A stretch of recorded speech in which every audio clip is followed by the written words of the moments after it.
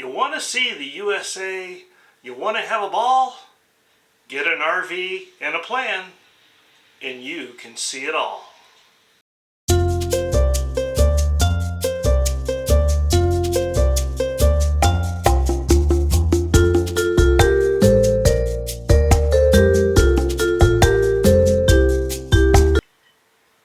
Welcome back to My Travel Window. Our goal is to help you travel earlier, later, further, and deeper. The four sides of what we call My Travel Window. Up until now, this channel has been focused on international travel and on cruising. Today, we're going to pivot to something closer to home, RV travel. Take a look at this map of what's sometimes called the 48 continental or contiguous states.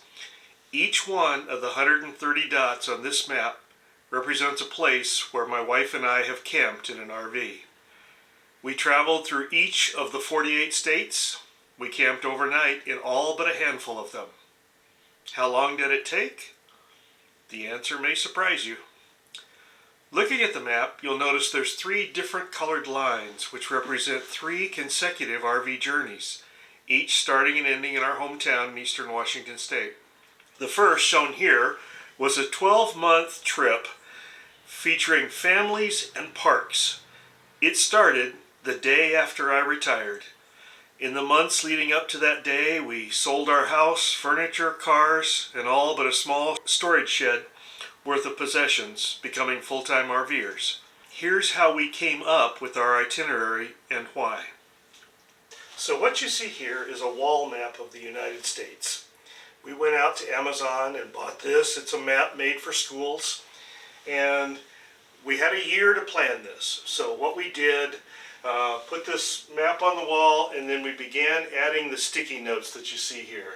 The big pink ones on here are the places in the country we had family. We decided a good part of our trip was to see the family that we rarely ever got to see. If they didn't come to us, we'd go to them. The second part that's on here, you see, are the purple, the smaller purple. We decided that we wanted to go see national parks, and so we highlighted national parks we'd like to see. We had some events we wanted to see, like the Albuquerque Balloon Festival. One of my passions in life is to go to all 30 Major League ballparks. At the time of my retirement, I had been to 14, and so we began to put in ballparks that I wanted to. But it gave us time to look at this and say, are we missing anything? What about this? What about that? Do you want to go there? And then we began to think about timing. So we're starting up here, and our ultimate goal after a year is to wind up over here. My wife wanted to go to Prince Edward Island, the home of Anne of Green Gables.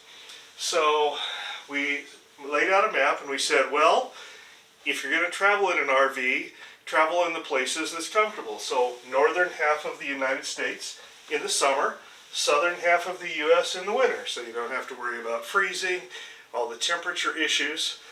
And we're starting in Spokane in August, early August. So then we said, okay, do we have anything that's date sensitive? Well, yeah, we have a family wedding we want to go to, and it's on this date. Right after that is the Balloon Festival in Albuquerque. And then we checked out and discovered we wanted to go to the North Rim of the Grand Canyon, and it closes early. So we tried to make it so that we get there before the close. And along the way, we had arranged to meet two of our kids to go to a Thanksgiving Day game in Dallas. And so those were the only four deadlines that we had on the trip. So with that in hand, we began to lay out the route, which you can't see a lot behind the all the sticky notes, but what I'll do is trace it out for you. We started in Spokane, worked our way over to see relatives, worked our way across to Yellowstone, so now we're in September, weather is still nice, school is out, the park is relatively uncrowded, came down through Mount Rushmore, came down through the wedding, Albuquerque Balloon Festival, North Rim of the Grand Canyon, on down, spent time in the south. So now we're to early November. We're working our way across New Mexico, see more relatives, make the Dallas game, and then continue working across the south while it's cold up north. Wind up going to New Orleans, come up through Shiloh Battlefield, up to see more friends, and made a stop in Branson. More friends, worked our way up, baseball games, worked our way up, and the goal was to go here. Now, that was the plan. Did we make it? Not completely. So I'll show you some maps that show where we planned to go and where we actually went. And was it a success? Absolutely. I'll tell you those details as well. Before we finish, let me invite you to subscribe to our channel and hit the like button. It tells YouTube that people like our content and opens us up to more viewers. Thank you. In all, we camped in 27 states that first year, shown here in red, and took a road trip in a rental car through an additional 6, shown in blue. The states covered territory from coast to coast and border to border, but we still needed to fill in major sections of the country. You'll notice we never made it to Prince Edward Island. Instead, we got as far as Cleveland, then turned and headed for home. Why? Well, it was another of the considerations of the travel window. A progressive medical issue finally became impossible to postpone any longer and required surgery. After successful surgery at home and 2 months recovery, we headed out again, this time with a new perspective. Needing the benefits of a warm winter in Arizona, we spent a relaxing 7 months in the South, including an extensive month-long trip down the Oregon coast and through California, our 28th RV state.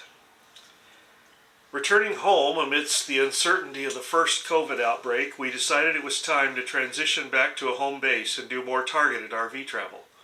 So we traded the full-time setup for a smaller 27-foot Winnebago.